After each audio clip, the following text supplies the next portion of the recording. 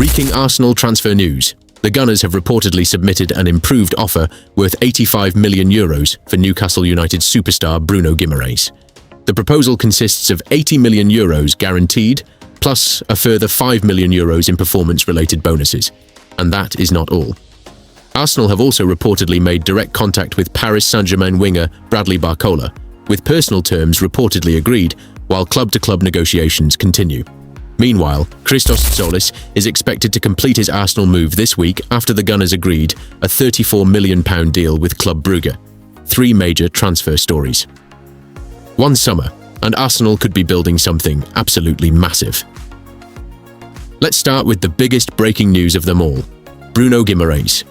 According to the latest reports, Arsenal have submitted an improved offer to Newcastle United worth €85 million. The proposal is understood to include €80 million guaranteed, with a further €5 million available through performance-related bonuses. This is a significant development because Arsenal are no longer simply monitoring Bruno Guimarães. They are reportedly putting serious money on the table. Bruno Guimarães is not just another midfielder. He is the kind of player who can completely change the personality of a team. He can receive the ball under pressure, break lines with his passing, win important duels, control the tempo of a match, and play with the personality required for the biggest games. For Arsenal, that could be absolutely crucial. Mikel Arteta already has an extremely talented midfield. Declan Rice has developed into one of the most complete midfielders in world football, while Martin Ødegaard provides creativity, intelligence, and leadership. But the arrival of Bruno Guimarães could give Arsenal something completely different.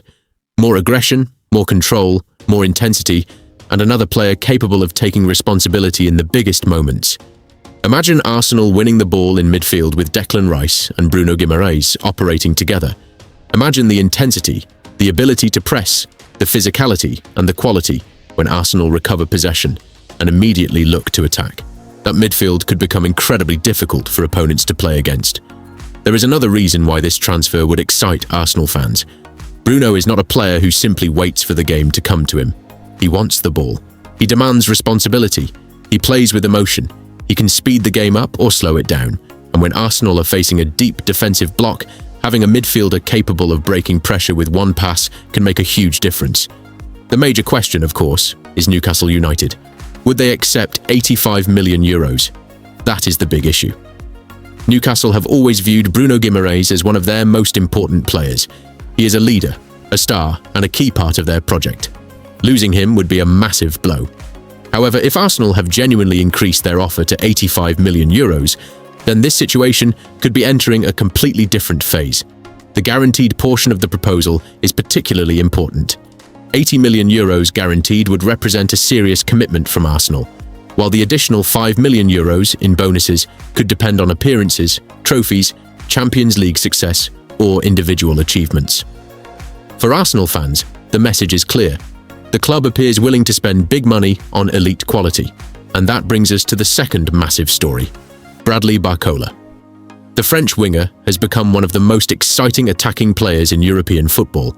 He has explosive acceleration, excellent 1-versus-1 ability, technical quality, and the ability to attack from the left side, cut inside, combine with teammates, and create chances. Arsenal have reportedly made direct contact with Barcola, and even more importantly, personal terms are reportedly agreed. That would be a huge step forward. Once personal terms are agreed, the next major obstacle becomes the club-to-club negotiation, and that is reportedly where discussions are now continuing. Arsenal and Paris Saint-Germain are reportedly negotiating over one of the most exciting young attackers in European football. Now, a deal is not complete until the clubs agree on a fee, the player completes his medical, and the contracts are signed. But if the reports about personal terms are accurate, Arsenal fans have every reason to be excited. Barcola is exactly the type of player who can change games. There are matches where Arsenal dominate possession but struggle to break through. There are games where the opponent sits deep and defends with 10 players behind the ball. There are moments when the Gunners need somebody to receive the ball, take on a defender, and create something from absolutely nothing. That is where a player like Barcola can become incredibly valuable. He brings directness, speed, unpredictability, and the ability to make defenders panic. Imagine an Arsenal attack with Bukayo Saka on one side and Bradley Barcola on the other. That is a terrifying thought for Premier League defenders. Two explosive wide players. 2 players capable of beating their man. 2 players who can create chances without needing 10 teammates around them. Then, in the middle, Arsenal could have a world-class striker supported by Martin Odegaard, Declan Rice, and potentially Bruno Guimarães behind them. That is not simply squad depth, that is serious attacking power. But Arsenal are not only targeting superstar names, the club have also moved to secure Christos Tzolis. Arsenal have agreed a deal worth around £34 million with Club Brugge for the Greek winger, and he is expected to complete the move this week. This is a very interesting transfer because Tzolis may not arrive with the same global attention as a player like Barcola, but his numbers and performances have made him one of the most interesting attacking players on the market. The Greek forward enjoyed an outstanding campaign for Club Brugge, producing goals and assists consistently and establishing himself as one of the most productive attacking players in Belgian football.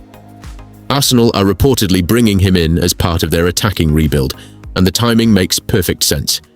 The Gunners need more depth, they need more players capable of playing wide, they need more players who can rotate without the overall quality of the team dropping, and they need genuine competition for places. That last point is extremely important. For years, one of the biggest questions surrounding Arsenal has been squad depth. What happens when Bukayo Saka is unavailable? What happens when Gabriel Martinelli needs rest? What happens when Arsenal are playing Premier League football, Champions League football, domestic cup matches, and potentially more than 50 games in a season?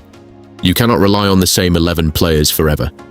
That is why the Tzolis deal could be extremely important. He gives Arteta another attacking option, another player who can stretch the pitch, another player who can contribute goals and assists, and another player who has everything to prove at the highest level. The move is also reportedly connected to Arsenal's need to replace attacking depth following the departure of Leandro Trossard. So, when you look at the bigger picture, Arsenal are not simply making random transfers. There appears to be a strategy. Tzolis adds depth. Barcola, if Arsenal can complete that deal, adds elite explosive quality.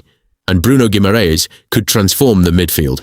That is 3 very different types of transfer, and together they could completely change Arsenal's squad. But let's go back to Bruno Guimarães, because there is one major question Arsenal fans will be asking. Where does he actually play? Would he play as a number 6? Would Declan Rice move higher up the pitch? Would Bruno operate as an 8? Could Arsenal use a midfield 3? This is where things become very interesting. Mikel Arteta is obsessed with tactical flexibility. He wants his players to be able to change positions during matches. He wants Arsenal to control games with the ball, but also dominate without it. And Bruno Guimarães would give him another tactical weapon. Against certain opponents, Bruno could play deeper and control the build-up. Against other teams, he could move higher and press aggressively. He can play forward passes, carry the ball, recover possession, and operate comfortably in high-pressure environments. For Arsenal's Champions League ambitions, that could be priceless.